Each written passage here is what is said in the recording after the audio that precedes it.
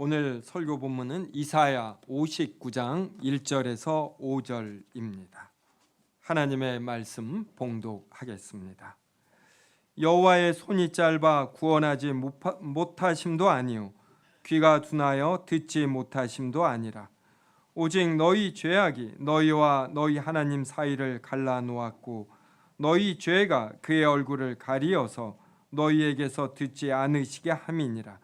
이는 너희 손이 피해 너희 손가락이 죄악에 더러워졌으며 너희 입술은 거짓을 말하며 너희 혀는 악독을 내밀어 공의대로 소송하는 자도 없고 진실하게 판결하는 자도 없으며 허망한 것을 의뢰하며 거짓을 말하며 악행을 잉태하여 죄악을 낳으며 독사의 알을 품으며 거미줄을 짜나니 그 알을 먹는 자는 죽을 것이요 그 알이 밟힌즉 터져서 독사가 나올 것이니라.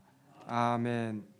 보름 전에 페이스북에 이런 글이 하나 올라왔습니다. 진리 때문에 고난받는 것은 매우 적고 대부분 자신의 죄성과 성품 때문에 고난과 미움을 받는다.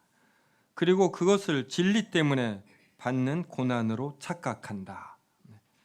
참 공감이 되는 글이지 않습니까?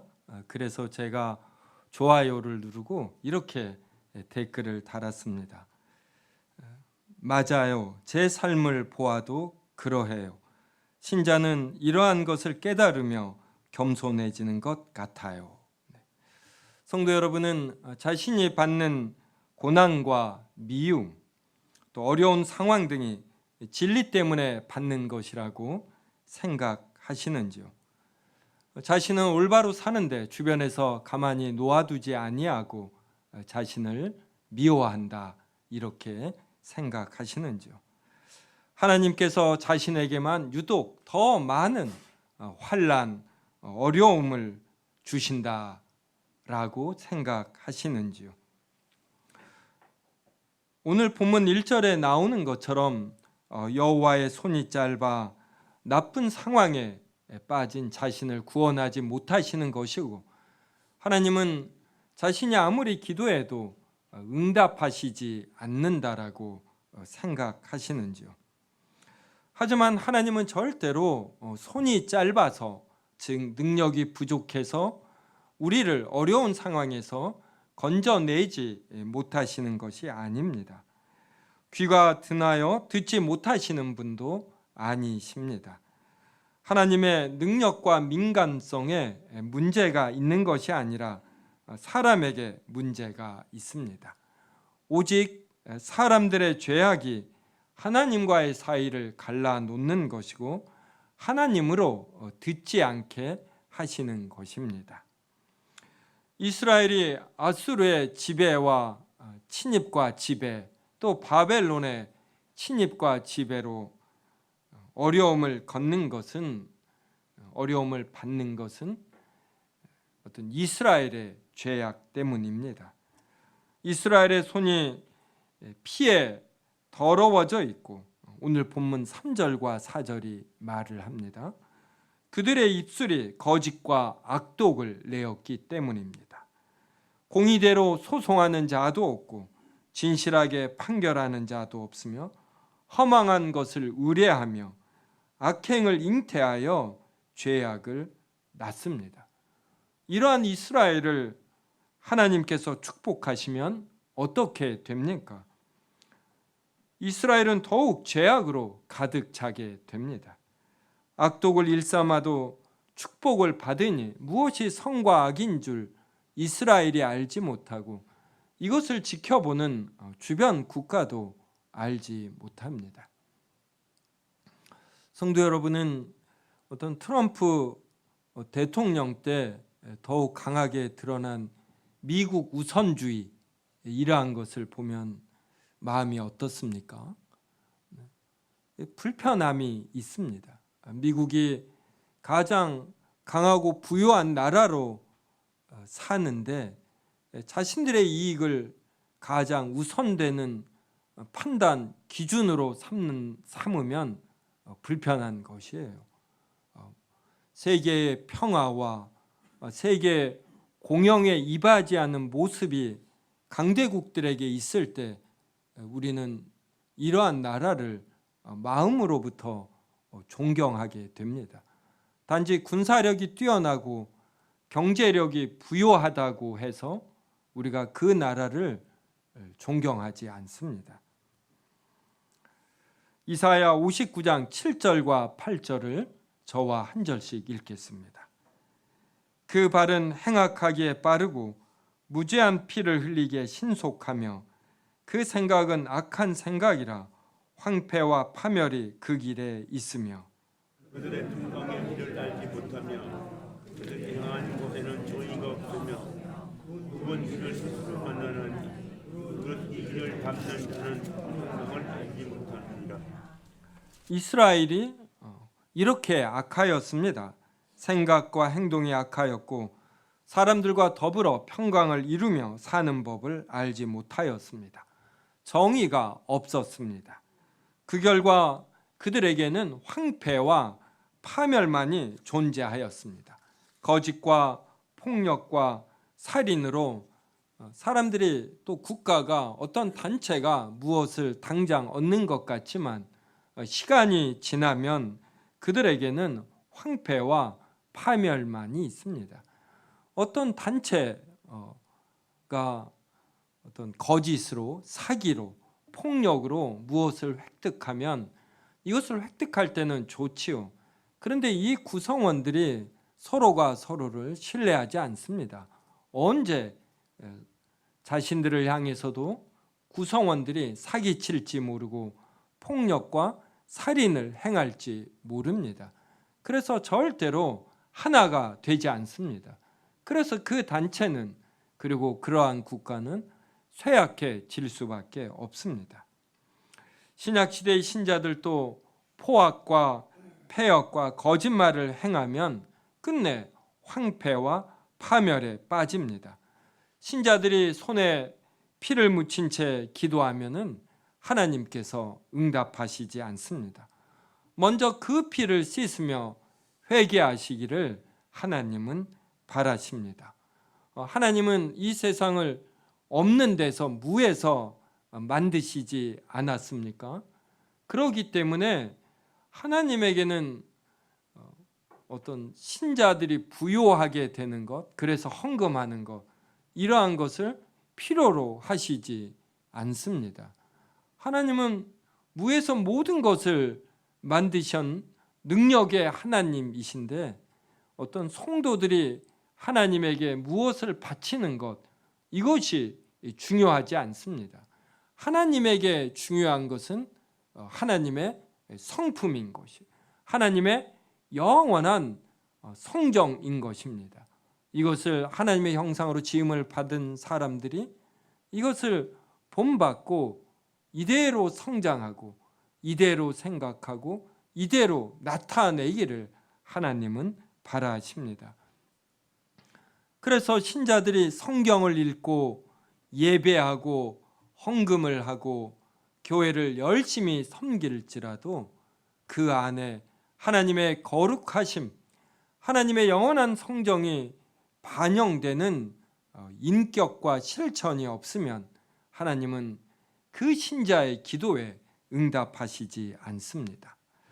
야고보서 4장 1절부터 4절까지 한 절씩 읽겠습니다. 주보에도 나와 있습니다.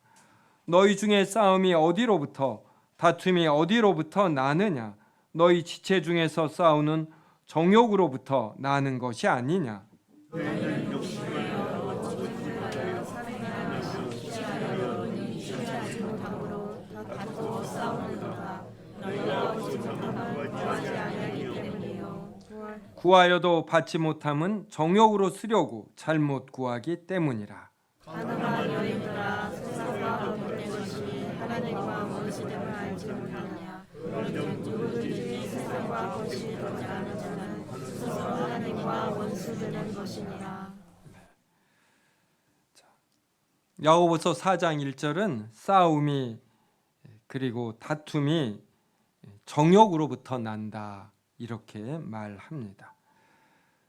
너희는 욕심을 내는데 얻지 못합니다. 그러니까 이것을 얻기 위해서 살인하고 시기합니다.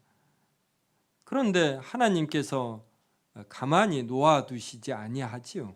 살인과 시기의 행위로 무언가를 얻지 못하게 하십니다.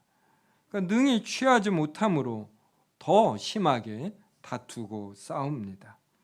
그러면서 3절에 너희가 구하여도, 그러니까 간구하여도 받지 못함은 정욕으로 쓰려고 잘못 구하는 것이다. 그래서 4절에 세상과 벗된 것, 이것이 하나님과 원수되는 것이다. 그런즉 누구든지 세상과 벗이 되고자 하는 자는 스스로 하나님과 원수되는 것이다.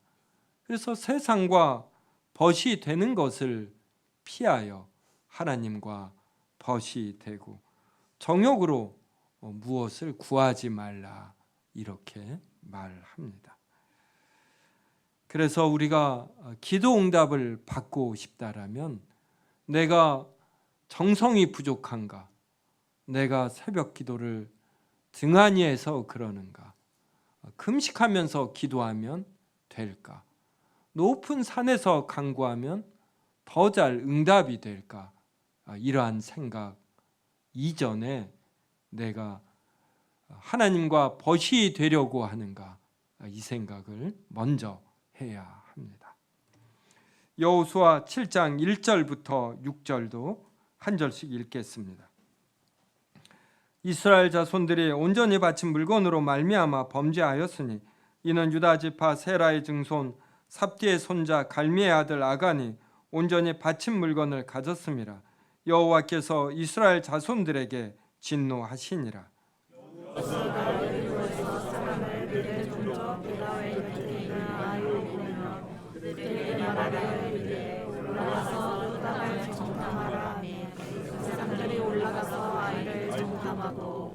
여호수아에게로 돌아와 그에게 이르되 백성을 다 올라가게 하지 말고 이 3,000명만 올라가서 아이를 치게 하소서.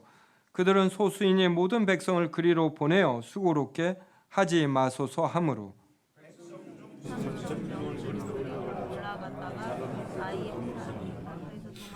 아이 사람이 그들을 36명쯤 쳐 죽이고 성문 앞에서부터 스바림까지 쫓아가 내려가는 비탈에서 쳤으므로 백성의 마음이 녹아 물같이 된지라. 여호수아가 옷을 찢고 이스라엘 장로들과 함께 여호와의 앞에서 땅에 엎드려 머리에 티끌을 뒤집어 쓰고 저물도록 있다가 이스라엘 백성이 가나안 땅에 들어가 첫 번째로 맞이한 성이 여리고였습니다. 하나님께서 이스라엘 백성이 여리고성을 하루에 한 번씩 돌고 7째 날에 7번 돌면 여리고성이 무너지게 하시겠다고 하셨고 그대로 되었습니다. 이것은 여리고성에서 이스라엘 백성이 승리하는 것은 하나님의 능력으로 인한 것이지 이스라엘 백성이 아니라는 것입니다. 그래서 이스라엘 백성이 갖는 존재와 생명과 어떤 능력들이 하나님으로부터 온 것이고 너희가 어떤 능력을 발휘하는 것은 하나님께서 발휘하게 하시는 것이다. 이것을 알려주시는 것이죠. 그러면서 여리고 성에 있는 남녀노소 모두를 죽이고 그곳에서는 어떠한 전리품도 취하면 안 된다. 모든 것을 불태워 살으라. 이렇게 말씀하셨습니다. 그런데 여리고 성에서 승리를 취한 후 아간이라는 자가 전리품에 욕심이 생겼습니다. 그래서 아름다운 외투 한 벌, 은 200세겔, 또 금 50세겔을 취하여 몰래 감추었습니다. 그 다음 두 번째 성이 아이성이었습니다. 여리고 성에 비하여 작았습니다. 그래서 이스라엘 백성이 자신감을 얻고 3,000명만 보내면 승리를 얻으리라 생각했습니다. 그런데 하나님께서는 아이성에서 크게 패배하게 했습니다. 그러자 이스라엘 백성이 여호수아 7장 7절로 말을 합니다.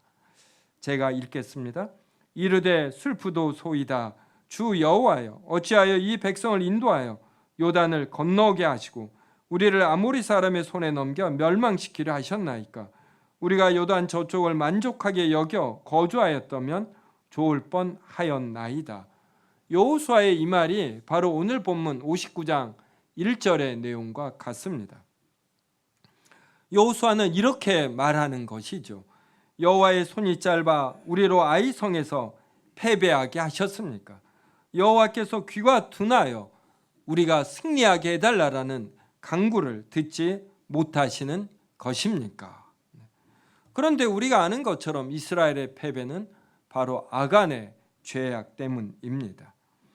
이스라엘이 가나안의 모든 땅을 점령하였다 생각해 봅시다.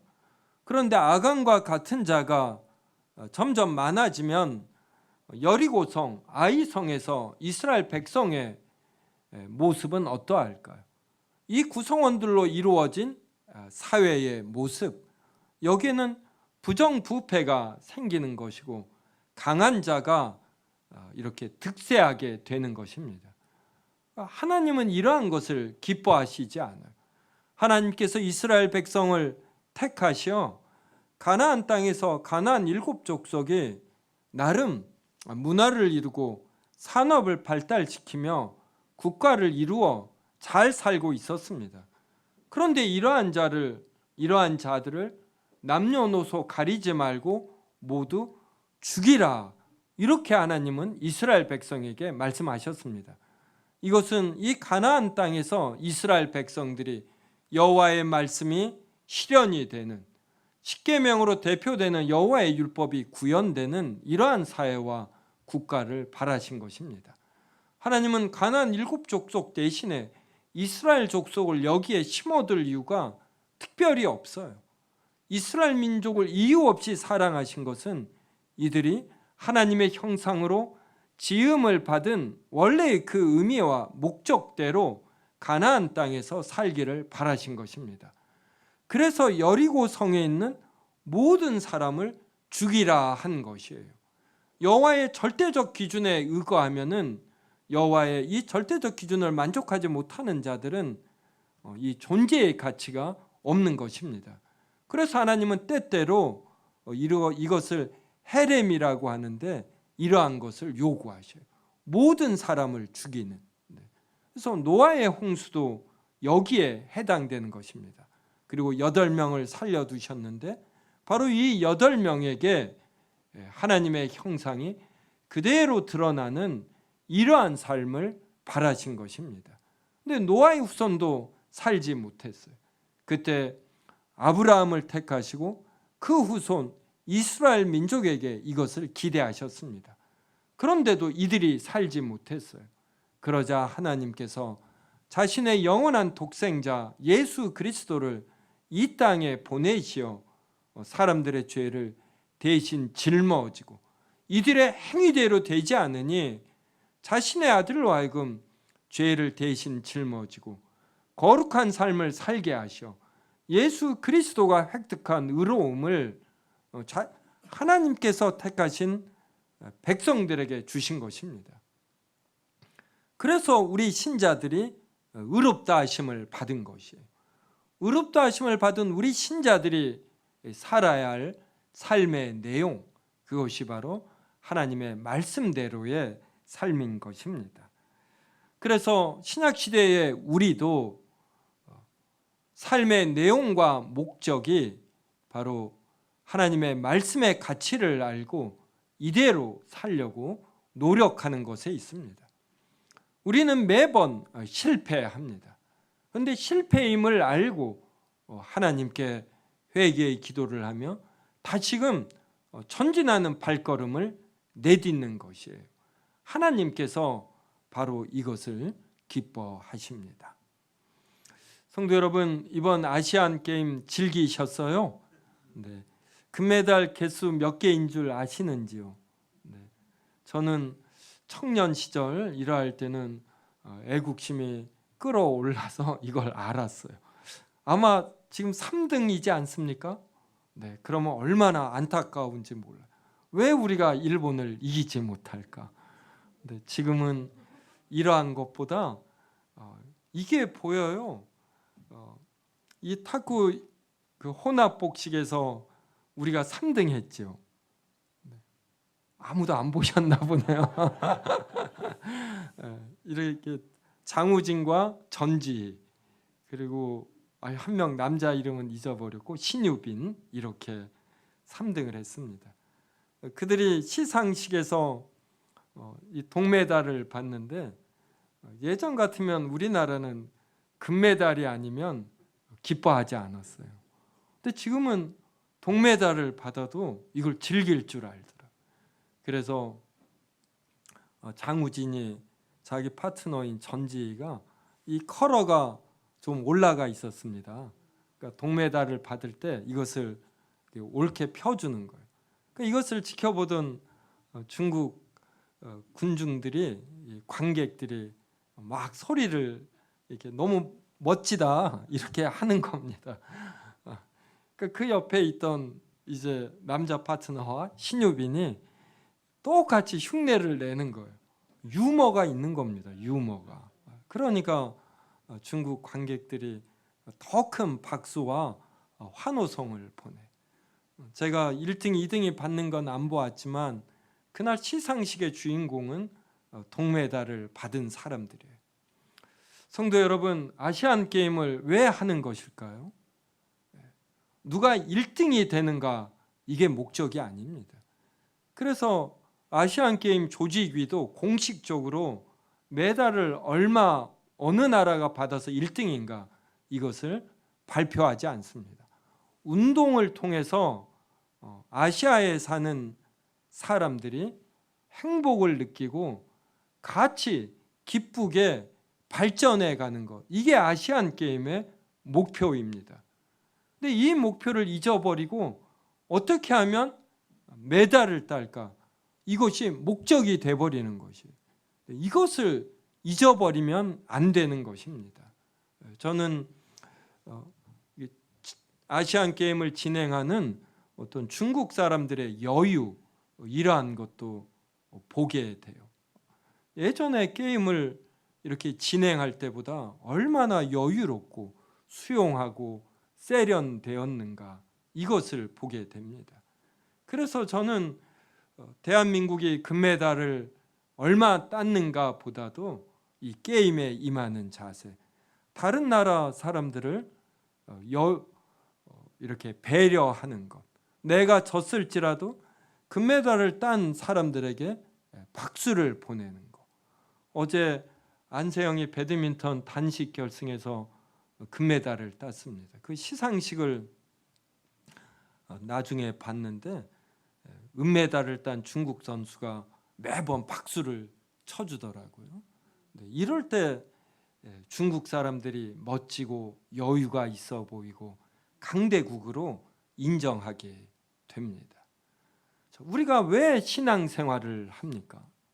이 땅에서 더 많은 돈을 벌고 지위가 높아가고 결혼을, 누구와 결혼을 하는 게 잘하는 것입니까? 이러한 생각들에 있어서 하나님의 말씀대로 우리는 생각하고 느끼고 실천하는 것입니다. 우리가 이렇게 여유가 있고 배려가 있으면 우리가 못 살 것 같죠.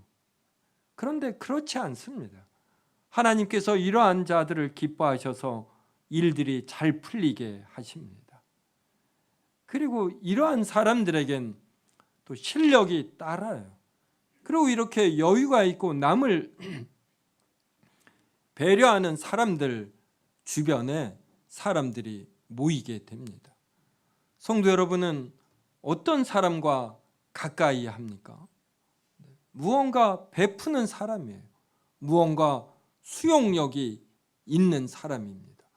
1년, 2년, 5년, 10년 같이 겪어보니까 저 사람하고 있으면 무언가 편하고 무언가 떨어지는 것이 있더라. 근데 저 사람과는 있으면 무언가 불편하고 무언가 안 좋은 일이 있더라. 이런 것을 경험하면서 누군가를 배려하고 같이 더불어 사려는 사람 주변에 사람들이 모이고, 이러한 자를 하나님께서 기뻐하시며 일들이 잘 풀리게 만들어 가십니다. 여호수아와 이스라엘 백성이 아이성에서 패배한 이후에 해야 할 첫 번째 일은 바로 아간을 색출해내는 것이에요. 하나님께서 제비를 뽑아 12지파 중에서 어떤 지파에 문제가 있는가, 그 다음 또 제비를 뽑아서 그 지파 중에 어느 가문에 문제가 있는가, 이러한 과정을 거쳐 아간이 범죄자임을 하나님께서 제비 뽑기를 통해 색출해내십니다. 그리고 이 아간을 돌로 쳐 죽입니다. 사람을 돌로 쳐 죽이는 것은 참 잔인하고 아픈 일이죠. 근데 이스라엘 백성은 이러한 과정을 통해서 악이 얼마나 나쁜 것인가, 같이 공존해서는 안 될 것임을 느끼는 것입니다. 우리도 주변에서 사람들을 보면 알아요. 사람들은 좋은 일이 3번, 4번 반복이 되면 겸손해지기 힘듭니다. 그 사람의 됨됨이는 어려운 일이 있을 때 너무 이렇게 처지지 않는 것, 이것을 통해서도 알 수 있고, 또 좋은 일이 3번, 4번 될 때 교만해지지 아니하고 나는 평상시에 일을 했을 뿐인데 어찌 일이 잘 풀린 것이다, 이렇게 겸손해지는 것, 하나님의 섭리로 돌리는 것, 이게 쉽지 않은 일입니다. 근데 어떠한 사람은 조금 일이 잘 풀리면 교만해져요. 좀 좋은 직장에 들어가거나 승진이 되거나 갑자기 재산이 불거나, 이게 자신의 능력이 아닌데 이렇게 교만해질 때 우리도 느낍니다. 때가 되면 하나님이 한번 치시겠구나. 그렇게 쳐서 고난과 어려움이 따릅니다. 그때 깨달아야 되는 것이에요. 주변에 누구로 인해서 내가 승진해서 떨어졌다, 이렇게 가까운 원인을 분석하기에 앞서 나의 부족함이 무엇인가, 내가 그동안 사람들을 불편하게 만든 표현과 행위가 무엇인가, 그래서 그 사람들이 나를 환영하는 듯 하면서도 그 불편한 표정과 표현이 있었구나, 왜 내가 그걸 몰랐는가, 이러한 식으로 자신을 복귀해야지 됩니다. 그래서 더군다나 드러나는 죄악은 당장 끊어야 되지요. 이런 과정을 통해서 하나님께서 기뻐하시는 하나님의 그 성품에 도달하지 못하는 나의 성품을 수정해 가는 것이에요. 하나님께서 우리를 이렇게 기르십니다. 그래서 우리는 어려운 때에 자신을 잘 복귀해서 남에게 탓을 돌리는 것이 아니라 나의 문제점으로 알고, 그래서 나의 인격을 향상시키는 좋은 기회로 삼는 것입니다. 이사야 59장 15절부터 16절 한 절씩 읽겠습니다. 성실이 없어짐으로 악을 떠나는 자가 탈취를 당하는도다. 여호와께서 이를 살피시고 그 정의가 없는 것을 기뻐하지 아니하시고 사람이 없음을 보시며 중재자가 없음을 이상히 여기셨으므로 자기 팔로 스스로 구원을 베푸시며 자기의 공의를 스스로 의지하사. 이게 이사야 59장의 주제이고 이사야 전체의 주제이기도 하며 또 성경 전체의 주제라고도 할 수 있습니다. 정의가 없습니다. 하나님이 기뻐하지 아니하셔요. 그리고 이렇게 살아가는 사람, 노력하는 사람이 없음을 보시며 중재자가 없음을 이상히 여기셨습니다. 그러면 포기하고 완전히 전멸시켜야 하시지 않습니까? 노아의 홍수 때처럼. 그런데 하나님은 자기 팔로 스스로 구원을 베푸십니다. 자기의 공의를 스스로 의지하셔요. 그래서 20절과 21절도 한 절씩 읽겠습니다. 여호와의 말씀이니라. 구속자가 시온에 임하며 야곱의 자손 가운데서 죄가를 떠나는 자에게 임하리라. 여호와께서 이르시되 내가 그들과 세운 나의 언약이 이르니 내 위에는 나의 영과 내 입에는 나의 말이 이제부터 영원하도록 내 입에서와 내 후손의 입에서와 내 후손의 후손의 입에서 떠나지 아니하리라 하시니라. 여호와의 말씀입니다. 자, 여호와께서 구속자가 시온에 임하며 야곱의 자손 가운데서 죄가를 떠나는 자에게 임하리라. 그럼 하나님께서 구속자를 보내주시는 것이에요. 가깝게는 이스라엘이 아수르와 바벨론에서부터 벗어나게 해주시는 것이고, 그리고 궁극적으로는 예수 그리스도를 보내시어 이들이 죄로부터 영원히 멀어지고 하나님의 영화로운 새하늘과 새 땅에 살게 하시는 것입니다. 21절에 보면 내가 그들과 세운 나의 언약도 하나님께서 세우시는 것입니다. 사람은 하나님과 무엇을 언약하기에 한없이 부족한 자예요. 하나님께서 엄청난 선물을 주시며 이것을 언약이라는 형태로 나타내십니다. 그래서 하나님의 영과 하나님께서 신자들 입에 둔 여호와의 말씀이 영원하도록 떠나지 아니합니다. 그래서 예수 그리스도께서 십자가의 죽으심으로 우리의 구원자가 되시고 부활 승천하신 후에는 성령님을 이 땅에 보내시어 우리 안에 내주하게 하십니다. 그래서 하나님의 진리의 말씀을 우리로 깨닫게 하시는 것이에요. 우리가 예수 그리스도를 알고 성경으로 기록된 하나님의 말씀을 깨닫는 것, 이 일이 하나님의 은혜 없이는, 능력 없이는 되지 않는 것입니다. 우리가 이러한 깨달음이 있기 때문에 주일날 이렇게 예배를 드리는 것이고, 다시금 도전을 받으며 나의 부족함을 알고 또 내일서부터 더욱 향상된 믿음으로 살겠다라는 이러한 다짐을 갖게 되는 것이에요. 우리는 자주 실패합니다. 오늘 이 엄청난 은혜의 말씀을 듣고도 이번 한 주 노력하며 향상이 있음과 여전히 되지 않는 면이 있어요. 바로 이러한 우리를 위해서 성령께서 우리 안에 내주하시며 말할 수 없는 탄식으로 기도하십니다. 그래서 우리로 한 발 한 발 향상이 있도록 하시고 우리로 지치지 않게 하시는 것이에요. 네. 성도 여러분, 요사이 어려움이 있는지요? 아니면 이렇게 오랫도록 지속되는 참 좋지 않은 어떠한 상황이 있는지요? 이것들의 어떠한 부분은 외부적 환경으로 인한 것임, 이것도 우리가 부인할 수 없습니다. 동시에 우리가 우리의 정욕을 버리고 우리의 어리석음, 강팍함을 버리고 이 상황을 보면은 해결할 수 있는 이러한 길이 보이는 것이에요. 예전에 우리나라 국가대표 선수들 승리하기 위해서 너무 몰두했어요. 그때마다 특히 올림픽에 가면은 서구 선수들, 유럽과 미국 선수들의 여유를 볼 때마다 얼마나 부러웠는지 모릅니다. 이러한 모습이 지금 대한민국 대표 선수들에게서 나오는 것이, 이것은 하루 이틀에 되는 것이 아닙니다.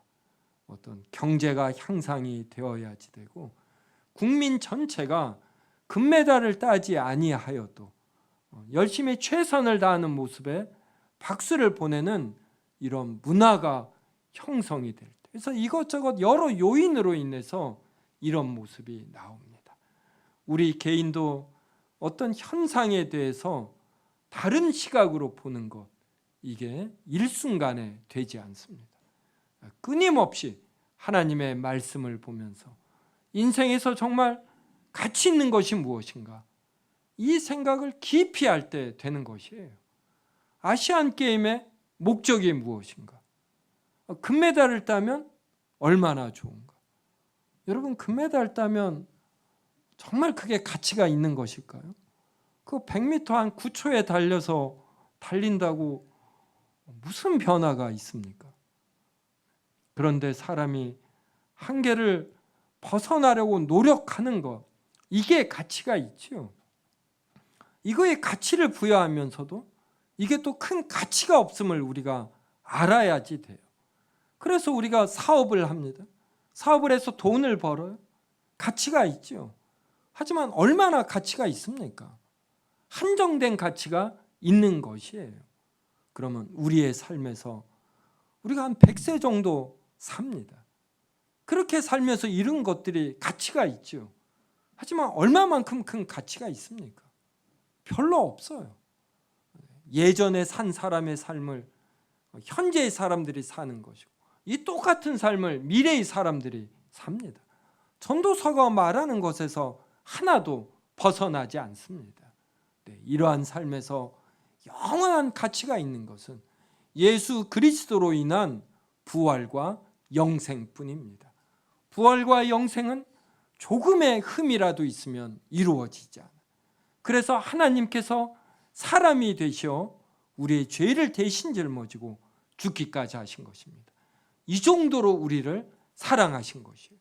이러한 면에서 우리는 자부심을 갖고 내가 얼마나 귀한 존재인가를 알고 하나님의 말씀의 가치를 알고 이것을 즐거워하며 우리의 삶을 풍요롭게 여유롭게 넉넉하게 사는 것입니다. 이러한 삶이 이번 한 주 풍성하기를 주님의 이름으로 기원합니다.